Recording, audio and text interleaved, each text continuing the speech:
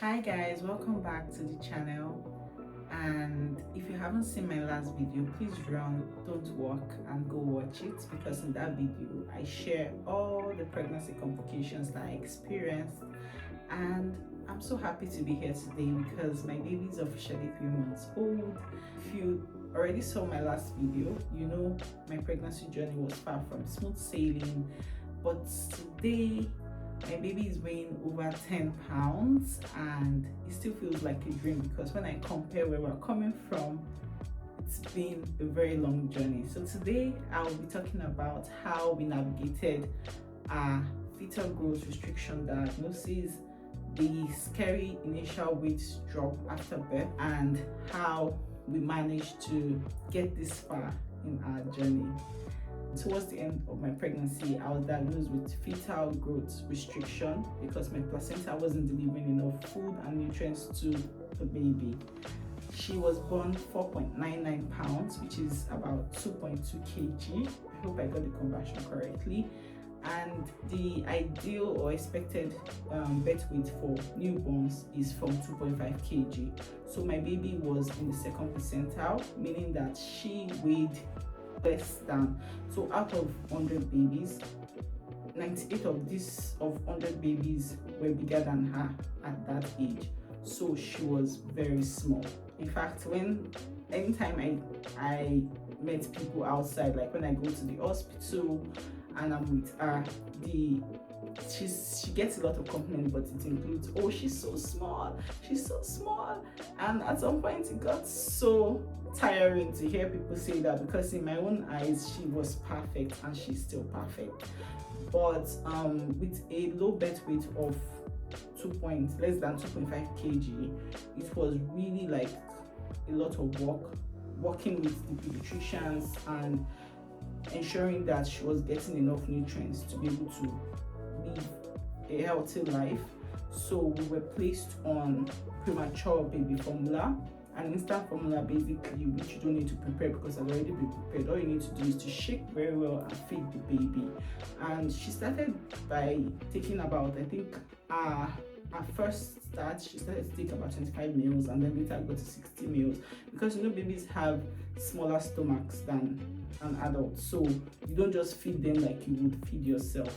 They take their time. You have to ensure that you're not overfeeding the baby, because this would mean that the baby would throw up when they eat or be uncomfortable, like very gassy if you overfeed. Or it wasn't very easy, having to manage. I'm the first time mom, and I didn't even know a lot of things, including the fact that you need to feed babies every 2 to 3 hours, right? So because of the low birth weight, it was very important that we fed her as often as possible. Feeding a baby 3 hours in a 24-hour window means that you have to feed them at least 8 times a day. You are always awake. Like had to set alarms just to make sure that I was waking the baby up at intervals, that window of 2 to 3 hours, to feed her.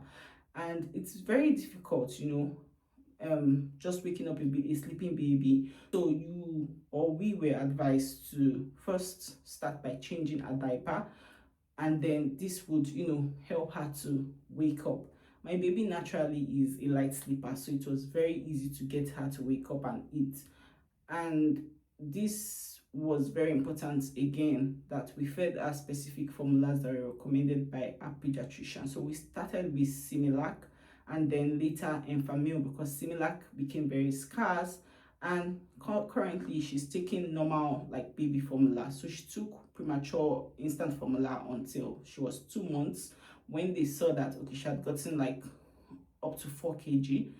We're advised to stop feeding her premature formula, because premature formula has more calories, about 22 calories per ounce.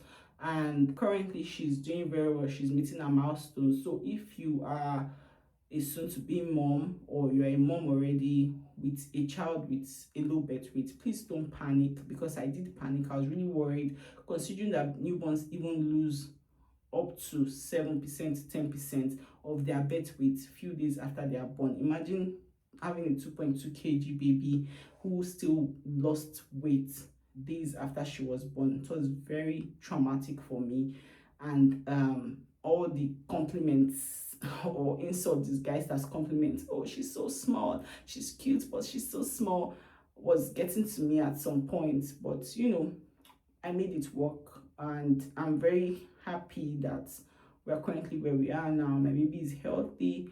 Priority as a parent is just healthy baby. Ensure that you are doing what you're supposed to do. In my last video I mentioned that I had to be placed on a lot of medication, and I had to be consistent. When you are taking care of yourself, for example, you can decide that, oh, I'm not going to finish my dosage for medication, but you can't do that when you're pregnant. It's very important that you're consistent with your medication for the sake of your baby or babies.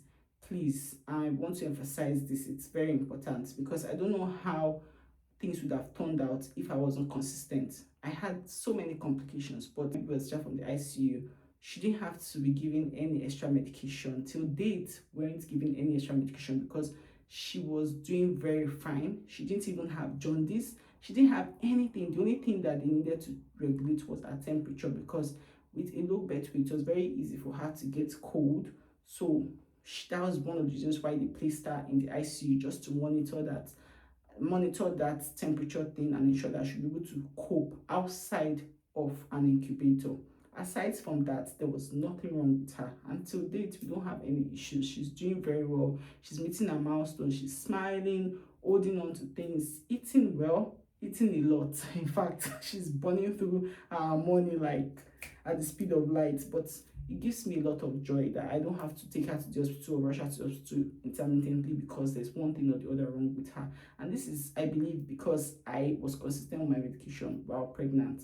So please make sure that you are doing this. Also, my baby didn't latch. I had this plan that I was going to exclusively breastfeed for at least 6 months, the least 6 months. But again, you can make all the plans in the world and things will not go according to plan. And for small babies, they find it very hard to latch, because sucking or suckling is also a task on its own. If you have a baby that is already small, they don't have a lot of energy to suck. So my baby could not latch. Till date, I think if I count the number of times that she has latched directly to my breast, it wouldn't be up to like 15 times.